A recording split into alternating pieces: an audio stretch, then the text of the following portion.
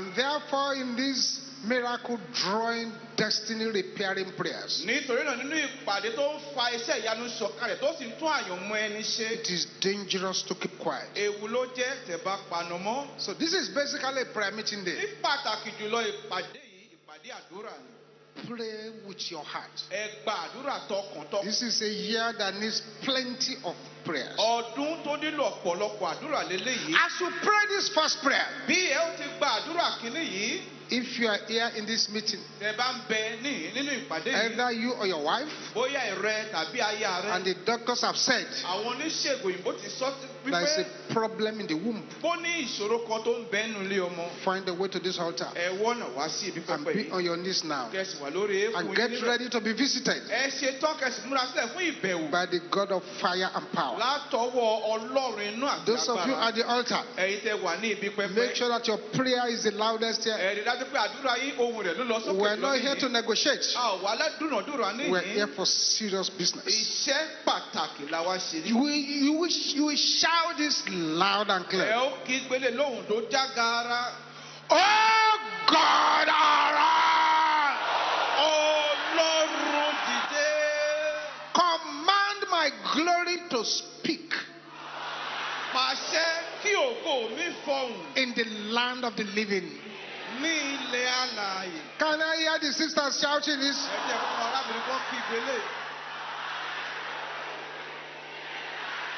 The sisters, you are not loud enough.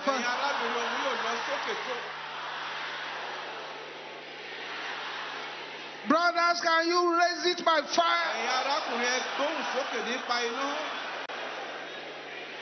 In the name of Jesus, open your mouth and begin to command your glory to speak. In the land of the living.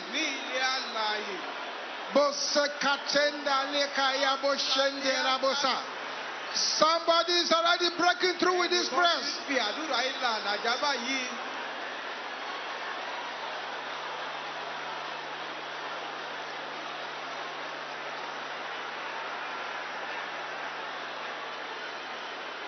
In Jesus' name we pray. Those of you at the altar, stretch your right hand towards me. If you are watching us anywhere too, and this case concerns you, get on your knees and do exactly what you are doing. Father, let your power fall upon this hands. You said we shall lay our hands on the sick and they shall recover. Let the power of recovery fall upon these hands in the name of Jesus. I'm going to count 7 from here. Smite your womb area aggressively 7 times. Even if it's painful, don't worry. Smite it. Something is about to happen. 1, 2. You cannot hide. 3, 4, 5, 6, 7.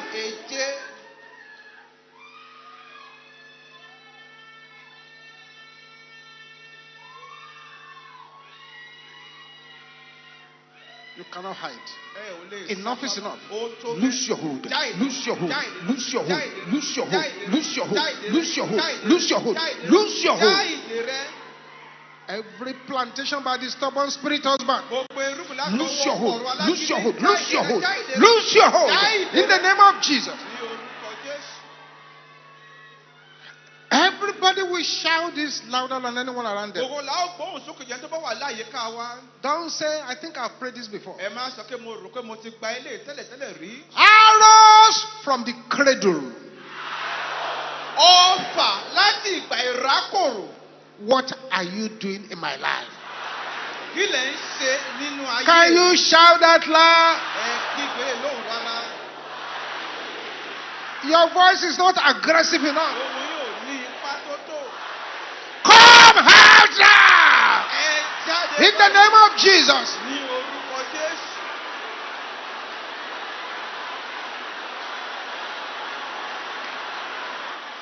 Continue, continue.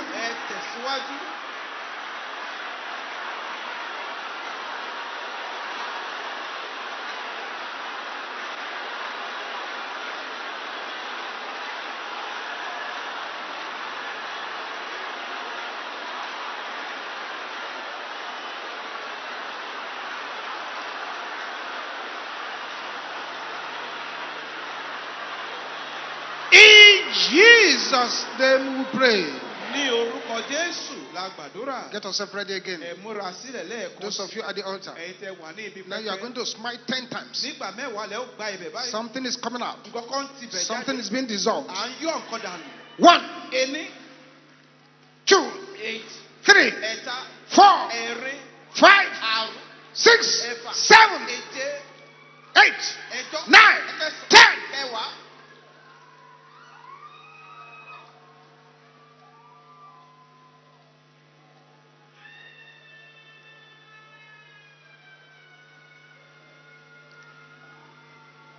Check your body now. Check your body now. Check your body now. Yes, that which has been planted there by the enemy has vanished. Check it now. Yes, check it very well. Yes.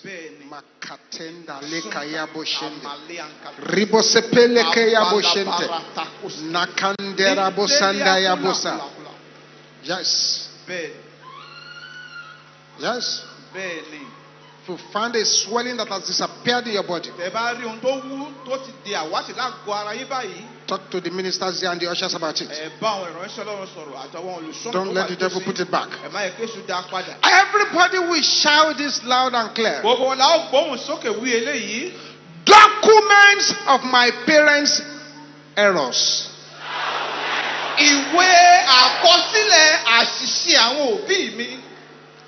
In the coven of darkness. Documents of my parents' errors. In the coven of darkness. That is putting my progress on hold. Can I hear you shouting it?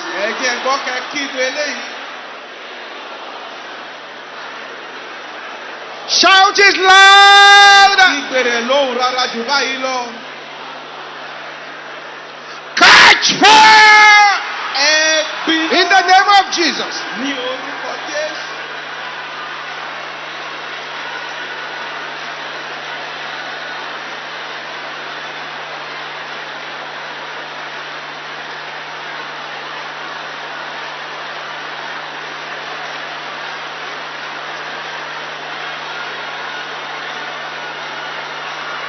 Something is happening over there.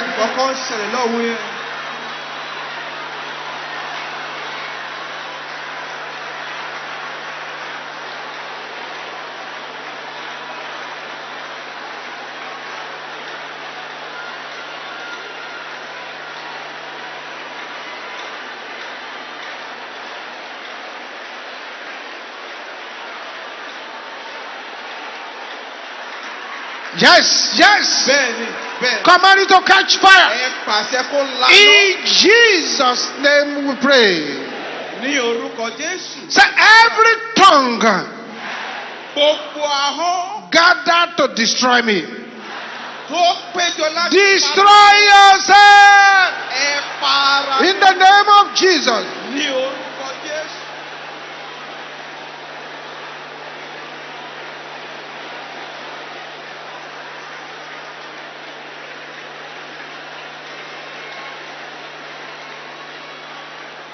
This is not a night to negotiate.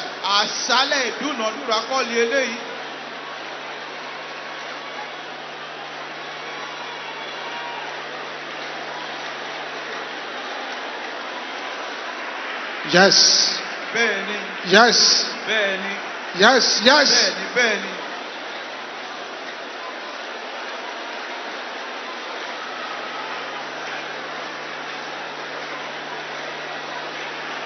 In Jesus' name we pray. Just check that womb. Once the fibroid has disappeared, the pain has disappeared, find a way quickly to the altar here. Don't let the devil put it back. Thank you, Jesus. As we pray this next prayer, if you are here in this meeting,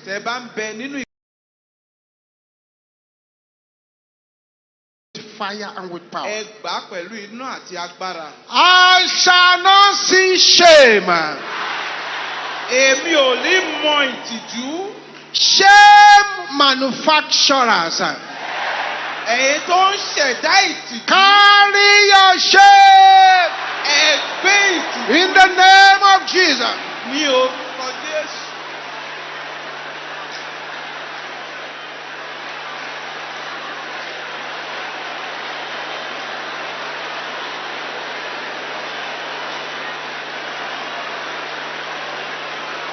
Open your mouth and decree. Ẹ̀lànà kẹfà láṣẹ.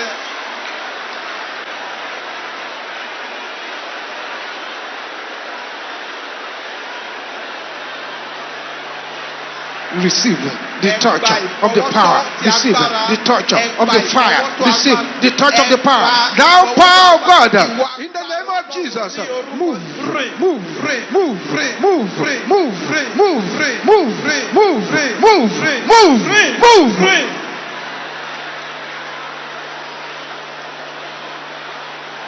In Jesus' name we pray. This prayer will cause great deliverance. For thousands of people here tonight. Can you shout this loud and clear? Tongues of wicked elders assigned against me. Can you shout it loud? Dry up! In the name of Jesus.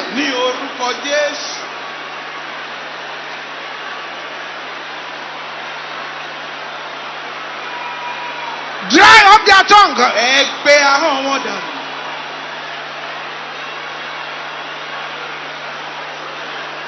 This is not a day to negotiate.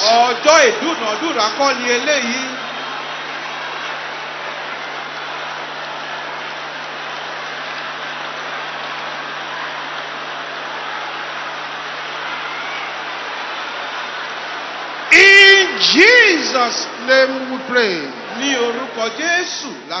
If you are here in this meeting, you are in a place of work. They place you as contract staff. You have worked for years. They refuse to permanent your appointment. But you want to be a permanent staff. Find a way quickly to this altar. And the next two prayers, pray it with fire and with power. You have been working hard there, but they kept you on contract staff. But you want a permanent thing. Find a way to this altar now. Pray the way you have never prayed before. Everybody in this gathering tonight, let your voice be the loudest as we shout this. Oh God, arise! Give me a new name that will rubbish my enemies. In the name of Jesus.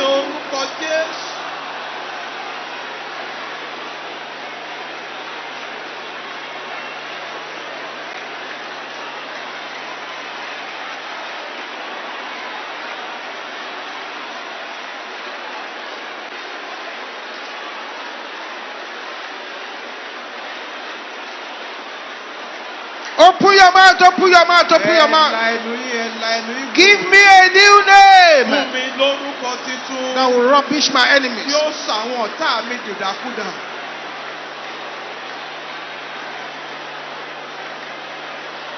In Jesus' name we pray. Now everybody in this gathering, shout this one 21 times. When you get to number 10, the power from heaven hanging around here will fall on so many people. Make sure your the voice is the loudest here. Say, I receive power from on high. In the name of Jesus. Can you repeat that? Let me hear you.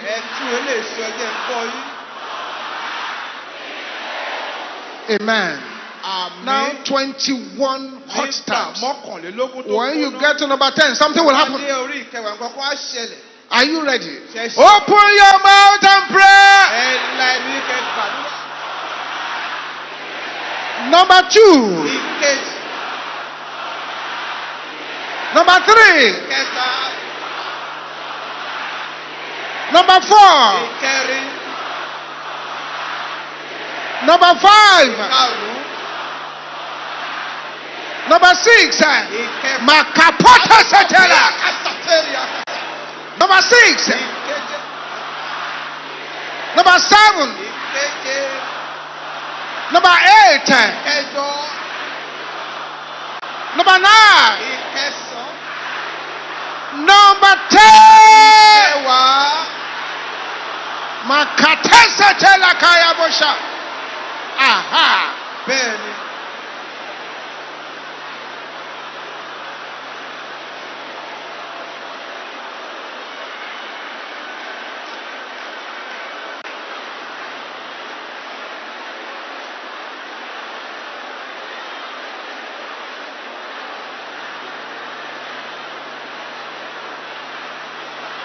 Receive it. Receive it. Receive it. Receive it. Receive it. Receive it. Receive it. Receive it. Receive it. Receive it. That's the power. That's the power. That's the power. That's the power.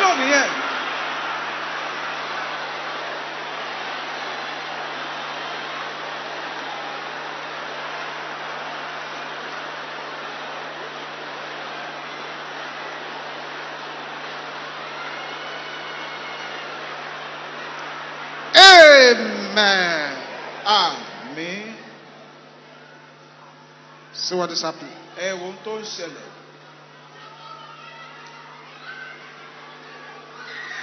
Yes. Benny.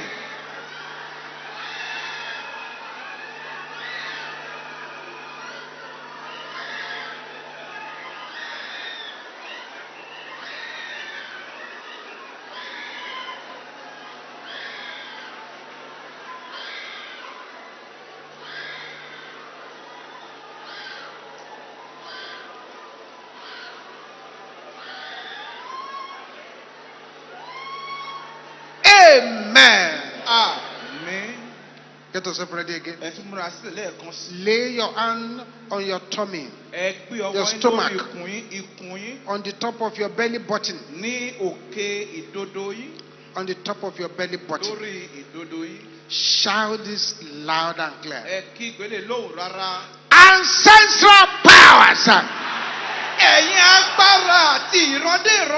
that want me to die in battles. Can you shout it with only anger? Your time is up. Die in the name of Jesus.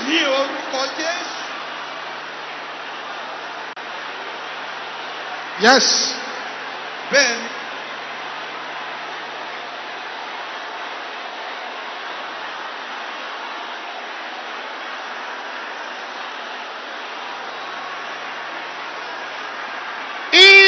Jesus' name we pray.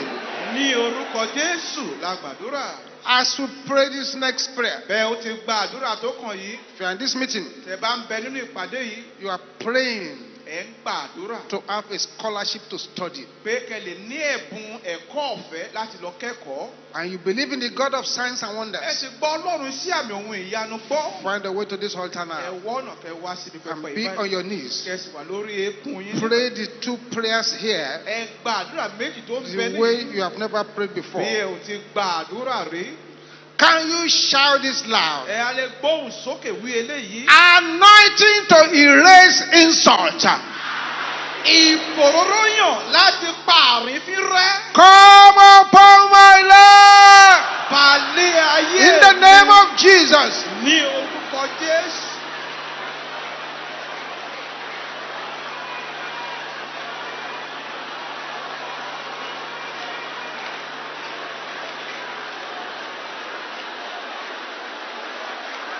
anointing to erase insults.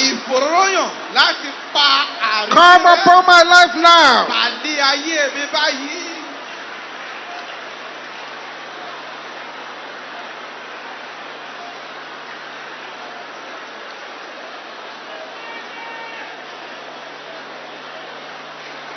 In Jesus' name we pray. You that lady over there, I have a prayer for you here. Makatesa lekaya bushanda. Those powers preparing the wrong man or woman for you to marry.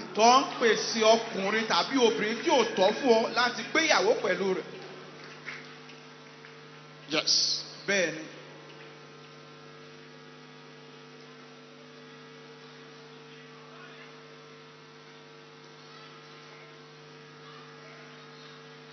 Release her now.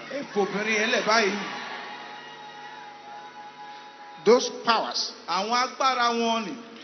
preparing the wrong woman for this man to marry. Release him now. Those powers saying that you will not marry at all.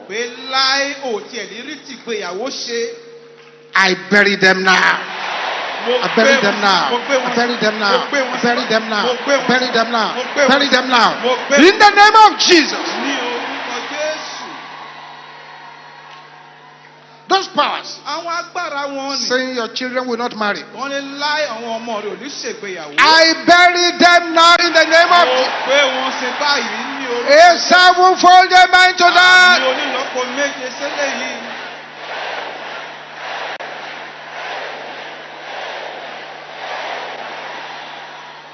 With hunger in your soul. Pray this loud and clear. Some people did this against Paul in the Bible. They failed. They will fail in your case too. Powers!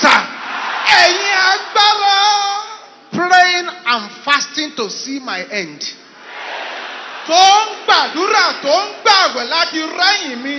Can you shout it with only anger? Your time is up. In the name of Jesus.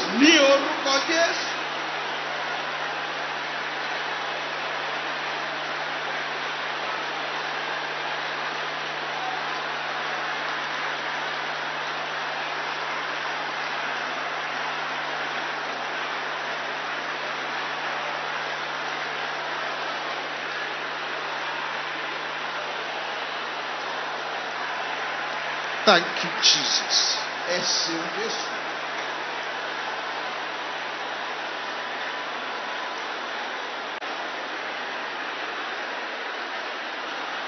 Thank you, Jesus. Thank you, Jesus.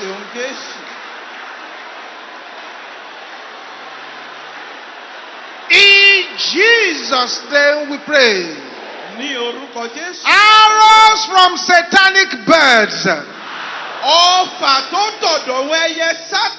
Backfire in the name of Jesus.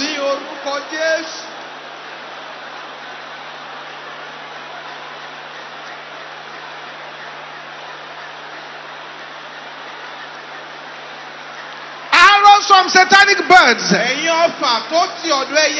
Command them to backfire now. In the name of Jesus.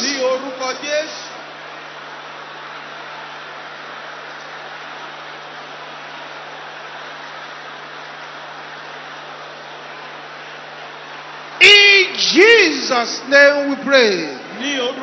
Every altar in my place of birth. Can you shout it loud? Stealing from me. Catch fire. In the name of Jesus.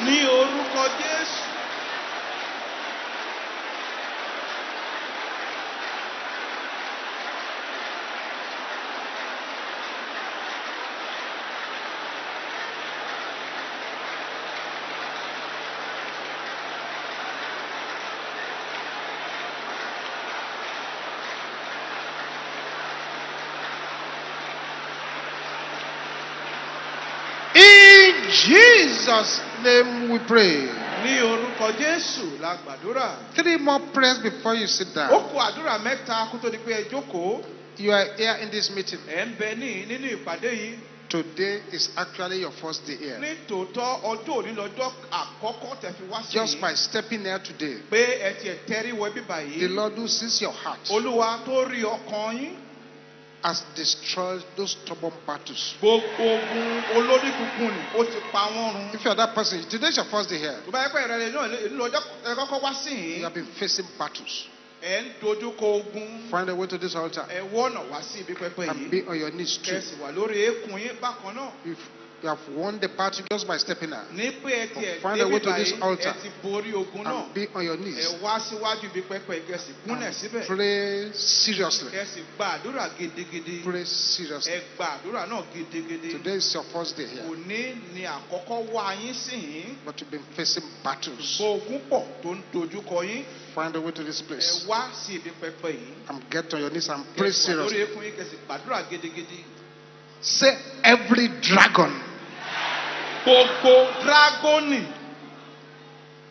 Can you shout it loud? Ẹ gbóhùn sókè. Hanging around my glory. Tó sọ̀rọ̀ yí ògo mi ká. Can you shout it loud? Ẹ gbóhùn sókè. Die! Ẹ kú.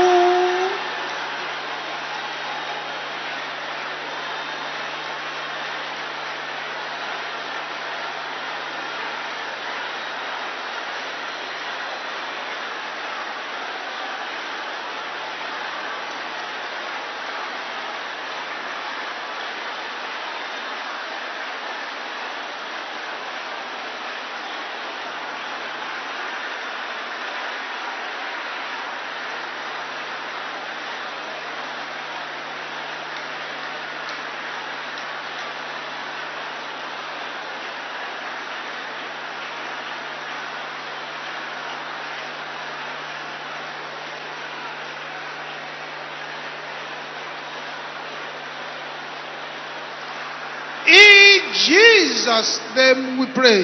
Ní orúkọ Jésù la gbàdúrà. 2 more prayers while laying your hand on your head. Ó kù àdúrà méjì bẹ́ẹ̀ ó ti gbé ọwọ́ yín lé orí yín. You will shout this loud and clear. Ẹ ó kí pélé lóhùn tó jà. My head! Orí mi. My head! Orí mi. My head! Orí mi. Can you shout out loud? Ẹ kí pélé yìí. Hear the word of the Lord. Gbọ́ ọ̀rọ̀ Olúwa. Arise and shine. Dìde kó. In the name of Jesus. Ní orúkọ Jésù.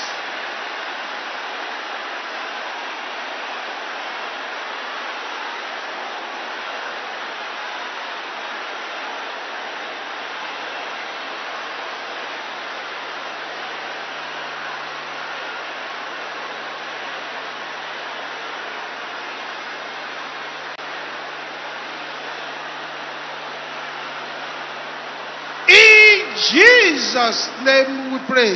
Ní orúkọ Jésù la gbàdúrà. One more now before you sit down. Ó kẹyọ kan báyìí kó tó di pé ẹ jókòó. But if you are here in this meeting, Tẹ́ bá ń bẹ nínú ìpàdé yìí. you dreamt, Ẹ lálàá. a personality came to you Lẹ̀dá kan tọ̀ yín wá. and told you point blank Ló sì sọ fún yín Point gbangba. blank. Ó sọ fún yín that gbangba. you will never marry. Pé láì ẹ ò lè ṣègbéyàwó.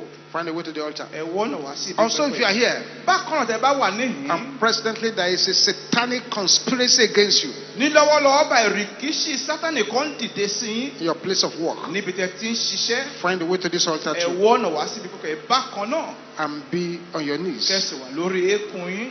This is not a time to negotiate. Àkókò ìdúnàdúrà kọ́ ni eléyìí. Can you shout this loud and clear, everybody? Gbogbo wa ká gbóhùn sókè. Even if you don't understand the prayer, pray it with anger. Tí àdúrà náà bá tiẹ̀ yé yín, ẹ gbà á pẹ̀lú ìbínú. Every go slow spirit Gbogbo ẹ̀mí súnkẹrẹ fàkẹrẹ. affecting my destiny, Tó ń yọ àyànmọ́ mi. die Ẹ kú in the name of Jesus. ní orúkọ Jésù.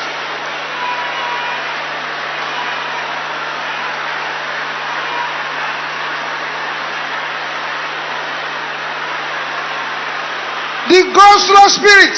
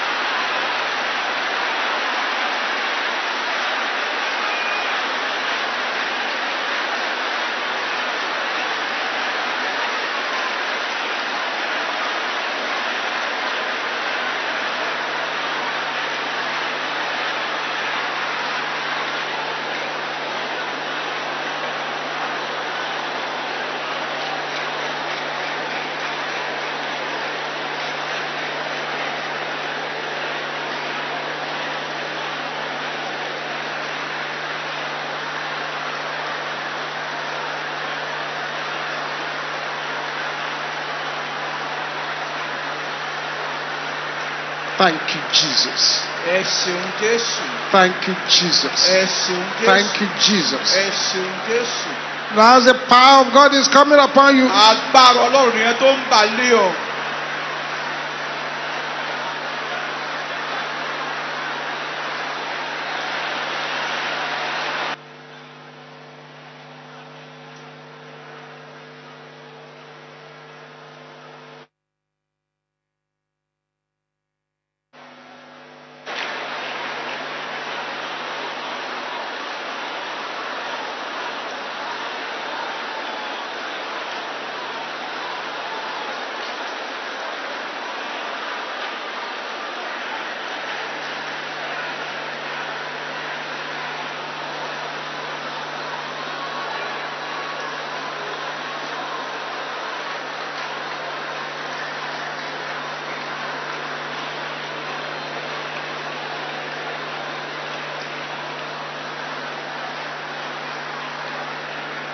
thank you, Jesus.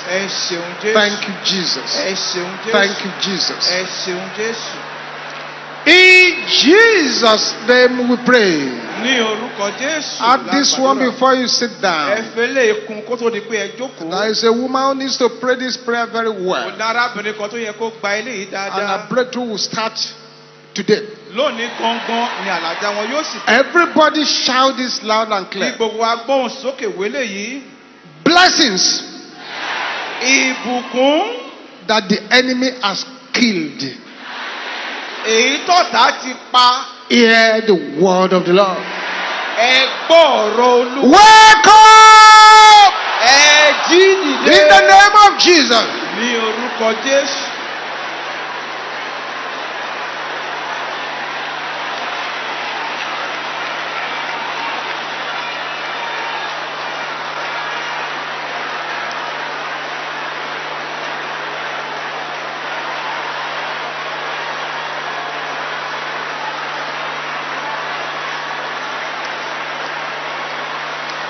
Open your mouth, open your mouth, open your mouth.